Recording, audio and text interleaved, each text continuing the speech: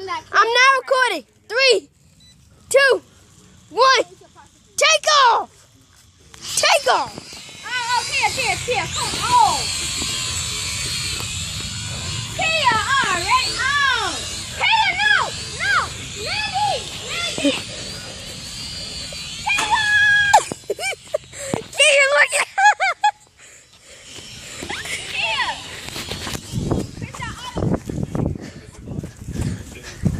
Is it okay? Is it okay? Why, you always tell me this is okay. She just broke it. She landed it. I landed it, stupid. Never mind. I'm not stupid, Dumbo. Big head. Yeah, you got nothing in that. Butthead. Hello. Alright, Anthony. Hold on. I'll record it. Let me get freezer real quick. What? Freezer.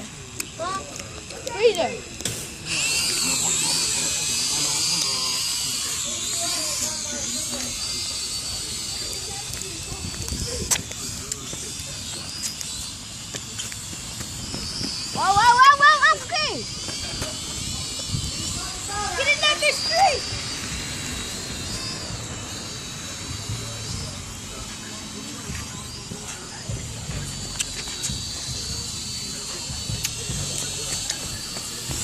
I see it. Oh! Landing! Medic, we're going down! Can I fly, Anthony?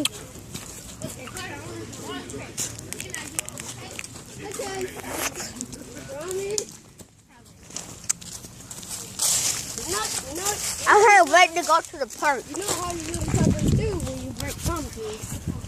Anthony, this weekend we're going to the park to fly the drone so it could be better. Since we're doing good in school. We're gonna go to a big old park. Yeah, see you. Go get Daddy. We're gonna get Daddy. Alright, I'll get him. I'm doing it. Do this, though.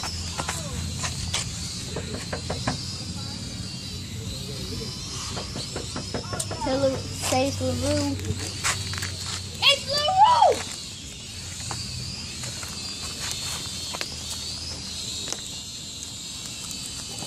Why are you always saying it like it's serious? Uh-oh, that's going. Fly across the street. What's his name? What? What's his name? What next? Oh no! Anthony, what's his name? What, the drone? Yeah. I don't got no name yet. Name it then. We gotta name it at the park. Please, man, name it now. Then I'm gonna say fly. Come on. Let's just call it, come on, let's try away. Fly, Anthony. Fly and fly. Oh. Whoa. Let's go.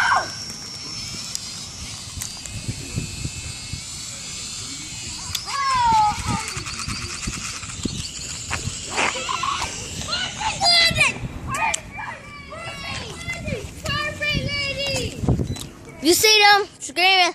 Perfect landing. Perfect landing, phone. They actually didn't drop, but perfect landing. And now, case almost came off. Anthony. Really, y'all? Look, y'all. Dang. Look, LaRue. Whoa. I didn't even bite it right there. Something wrong? The light, done. It's a fridge, man. Can I fly it? Not yet. I gotta do something. Just try it.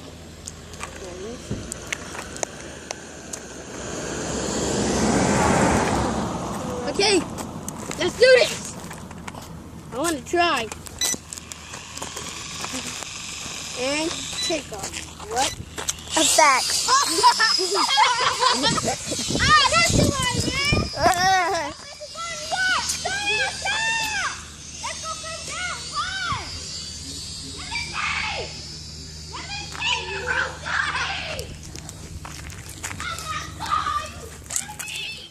Grab it up. You're not again. You're not never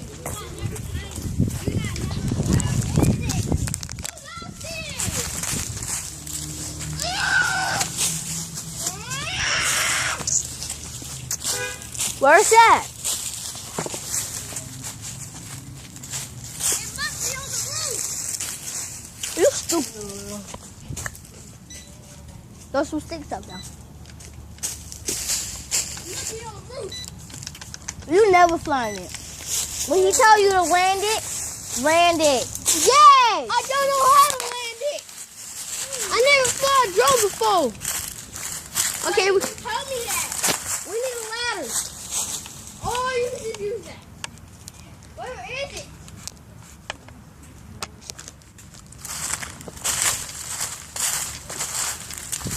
Oh my God, the roof! It's up now. It must be on the roof somewhere. I'm gonna get a ladder.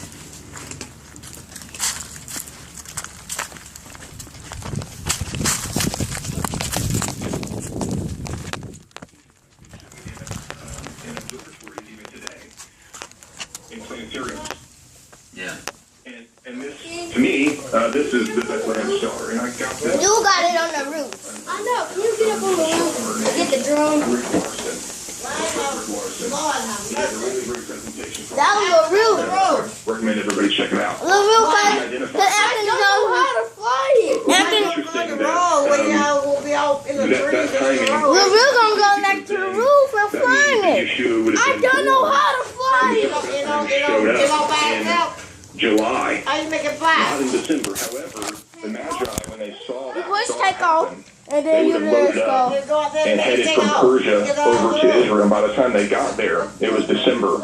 And so it was December 25th, actually, when Jupiter again goes into retrograde right over Bethlehem if you're looking at it from Jerusalem. And so they would have followed that down there to Bethlehem and seen Yeshua, who at the time would have been about 6 months old. Cut. So there's something to that date, December 25th. And to me, I'm thinking, well, why that date? Because I know that date was the winter solstice. And it was a time when all of the ancient cultures worshipped the sun god dying. And then later on in the year, they would worship the rebirth of the sun, which is all, figurative of what we've already talked about. Here we're Well, coming hold up on on a one break. more so I'll second. finish my We're up thoughts. against the break. We'll take our final break and come back with the last segment right after this, folks. All right, last segment. So I want to get back to this date. You were explaining it in history. What does it mean in the future? We need the ladder. Can you lay out the Okay, bread? so something has already started on Christmas Day. Jupiter came into the womb of Virgo. Now, some people would say it started earlier than that, but the planet didn't really slow down and go into retrograde motion until about December 25th, Christmas time, which is the winter solstice, again, the day when people are worshiping the sun gods. And so for 9 months, it's going to be inside of Virgo, circling around. And then in September, early September, it exits out between her legs like it's being born. And then in September 23rd, the sign happens again, where the sun comes in to close Virgo, the moon is at her feet, and there's 12 stars over her head. But this is not exactly the same, because the first time it happened on the Day of Trumpets. This time it won't. It's going to miss the Day of Trumpets by 1 or 2 days. Whether you're a conjunctionist or a sliverist, either way, it misses it. Also, the first time, Jupiter was climbing Regulus, so this time Jupiter is going right into Virgo, and it's circling around. It comes into conjunction with Spica, the star Spica. And it happens after, so the timing is a little bit different, but it is very, very similar. And so this is interesting because when we look in Revelation 12, the sign that John sees is both past and future. How do I know that? Well, it talks about the woman giving birth to this son who would redeem the nations and would be caught up, could be taken to heaven and kept there And that is talking obviously about Yeshua, the Messiah, who this child, who this serpent, the dragon tried to devour and wasn't able to, because they ran away to Egypt, but then he was crucified later, and he was snatched up to heaven after the resurrection. So that's the past, but then the vision keeps going, and it talks about things in the future. It says the dragon is enraged, and he goes after the woman. She is taken to the wilderness and protected there for 3.5 years. He tries to send a flood at her, but the earth opens up to protect the woman, and he's enraged, so he goes after the other ones, the offspring of the woman, who hold to the testimony of Yeshua and obey the commands of God. And then there's a war in heaven. So all this stuff is yet to come. The woman represents not just Mary, as some people would have us believe.